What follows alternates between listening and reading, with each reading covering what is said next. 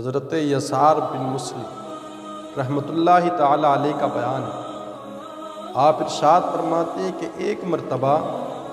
میں تجارت کی غرض سے بحرین کی طرف گیا ہوا تھا،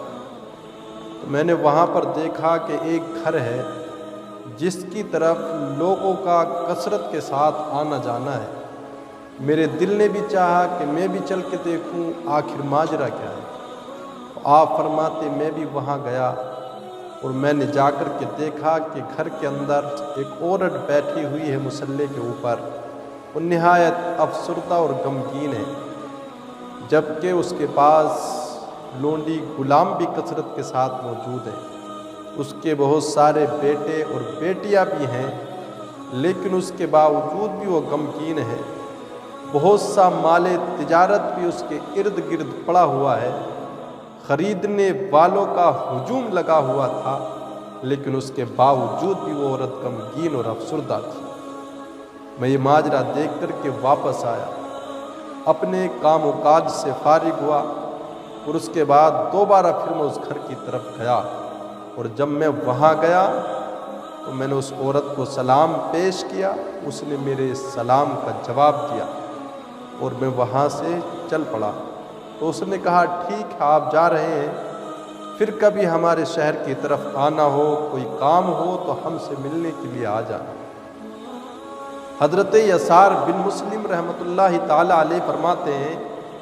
کہ کچھ دنوں کے بعد دوبارہ پھر میں کسی کام سے اس شہر کی طرف گیا، تو میں نے چاہا کہ اس عورت کا جا کر کے حال چال پوچھوں، آخر کس حالت میں ہے پتہ لگاؤں۔ تو آپ کہتے کہ میں اس کے گھر پہ پہنچا تو میں نے دیکھا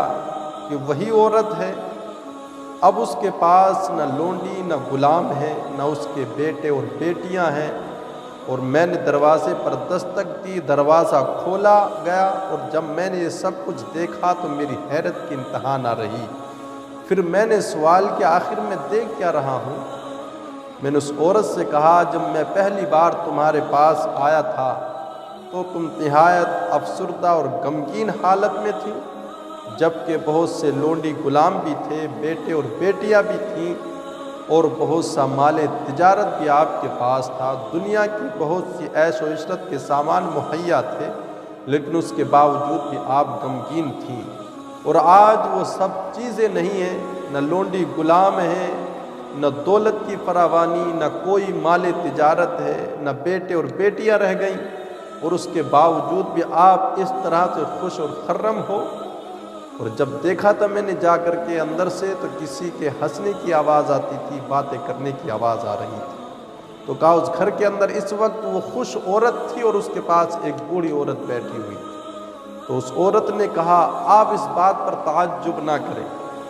اصل ماجرا یہ ہے کہ جب آپ پہلی بار مجھ سے ملاقات کیے تھے اس وقت میرے پاس بیٹے اور بیٹیاں بھی تھے، لونڈی اور غلام بھی کثرت کے ساتھ موجود تھے،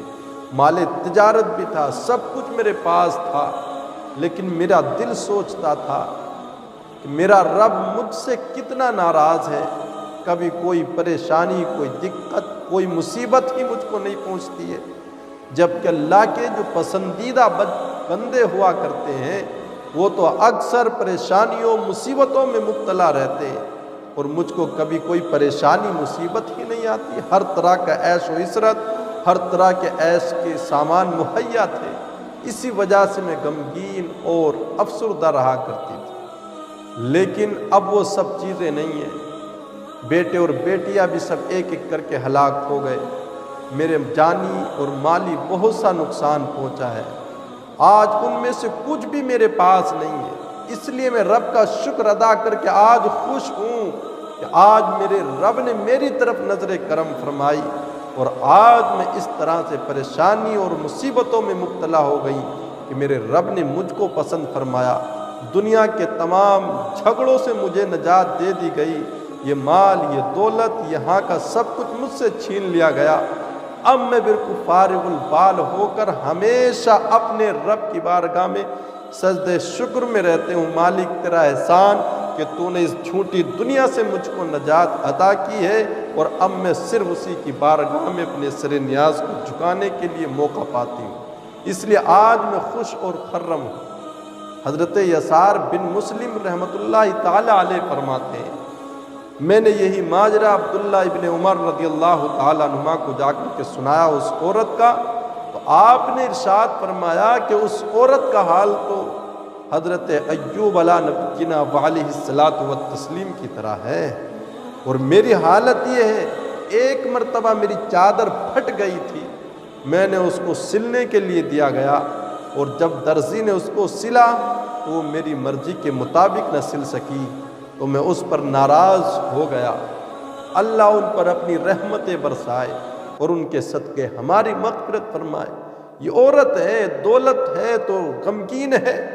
اور کچھ نہیں ہے تو رب کی رضا میں خوش نظر آتی ہے، اور آج ہمارا معاملہ بالکل اس کے برعکس ہے۔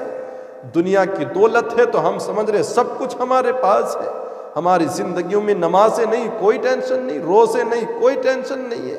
پیارے ماہ سیام چل رہا ہے، رمضان المبارک کا آخری عشرہ ہے، اس واقعے سے کچھ فکر پیدا کر لے اپنے دل کے اندر، دولت کے پیچھے نہ بھاگ کر رب کی رضا کے حصول میں اور جنت کی طرف دوڑ لگاؤ۔ سابقوا الی مغفرۃ من ربکم وجنۃ عرضها السماوات والارض۔ اگر دوڑ ہی لگانی ہے، ایک دوسرے سے آگے ہی نکل جانا چاہتے ہو تو پھر دوڑ لگاؤ نا اس جنت کی طرف، اس رحمت و مغفرت کی طرف جو تمہارے رب کی طرف سے ہے، اور اس جنت کی طرف دوڑ لگاؤ جس کی چوڑائی زمین و آسمان کے برابر۔